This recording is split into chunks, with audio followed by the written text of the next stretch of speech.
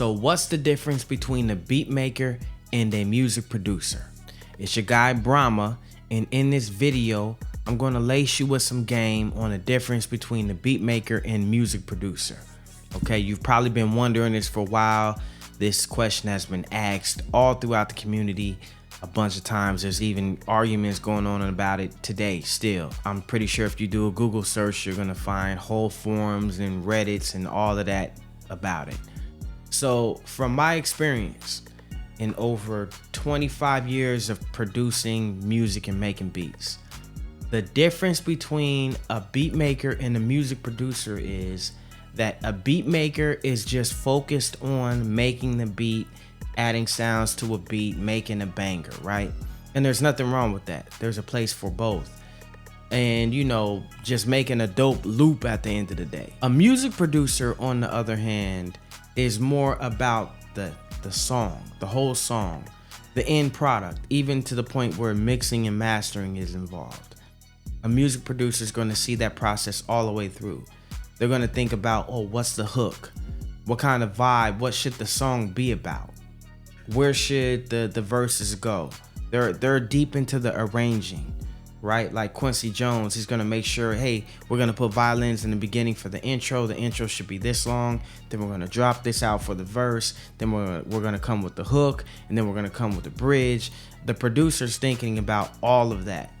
They're laying out the whole track. It's almost like they see it as a movie in their head, whereas just a beat maker is just probably just seeing it as a scene.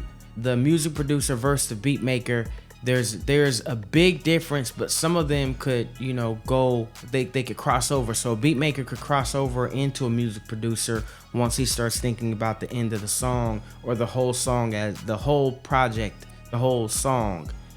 Whereas a producer could switch into just a beat maker if he's just like, I'm gonna just make a banger. I don't have any concept right now in mind as far as a whole song.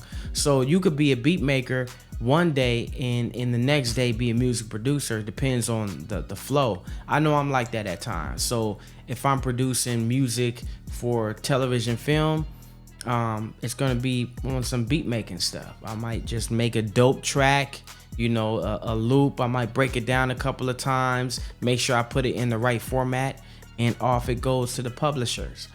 Whereas if I'm on a producer tip, if I got my producer hat on, I'm thinking about, okay, yeah, man, let's go ahead and get old girl on the hook. I think you should do 12 bars right here. I think on the last verse you should do like a 16, and then we're gonna bridge, and then we're gonna bring the whole song out. I'm gonna get my guitarist dude to add some guitar licks at the end of it to really drive the point home. So that's where you put on the music producer hat when you start adding elements and ingredients like that, and you're thinking about the success of the song. The producer might even go as far as think of how to market it or how the video should look, right? It just really depends on how in-depth that producer is in the project, and how close he is to working with that artist. Sometimes you could be a beat maker and you can make a dope beat. You got a concept for and you name the beat and you throw it on your beat store, but you never work with the artist who bought it. You still produce it in the sense of like, if you named it and gave them that vibe, you gave them the idea of what the song could be about, that's producing as well. So like I said, it's a thin line, but at the end of the day, there is a big difference as far as which part each one plays in the studio. You've got music producers out there who never touch a beat. They just produce the music. And for a while, I felt a way about that. I'm like, yo, man, you ain't no real producer if you ain't making the beat, man. But hey, when you really learn where music producer came from, there were music producers way back in the day when the music industry first began that weren't touching any instruments. They would orchestrate everything. Before there were electronic keyboards and drum machines, before there was the one-man band who could make a beat, it took one man to bring a band together to create the music. Quincy Jones is a perfect example of that. Like I said, before any electronic instruments, he had horn sections, string sections, bass players, keyboard players, piano players, all of that contributing to a track that he produced. So when you look at yourself as a producer, look at Quincy Jones as a great reference of that. Even Dr. Dre does that in some elements, where he's not necessarily going to do the beat, but he's going to produce the record. He's going to coach the artists in the booth while they're recording the track and produce how they should sound on it. Hey man, do that word over. That doesn't sound right. I don't believe you. That's what a producer really does. So I respect both, and I salute both the music producer and the beat maker. I don't knock either one of them. Like I said, man, there's room for all of us to be in either one or both. It doesn't matter if you just make beats or you just produce music. It's all good at the end of the day. It's really all about the song or the end product at the end of the day. How does that come out? How does that sound? Does it sound good? Okay, so then you did a great job. Give yourself a pat on the back. You deserve an award and all your flowers. It doesn't matter which one you decide to do, or if you decide to do both. Like I said, me personally, I do both. Sometimes I'm just in beat making mode, and other times I'm in music producer mode. Then sometimes I might even just be in sound designer mode. I might just be working on sounds or make a beat just to design a new sound within it.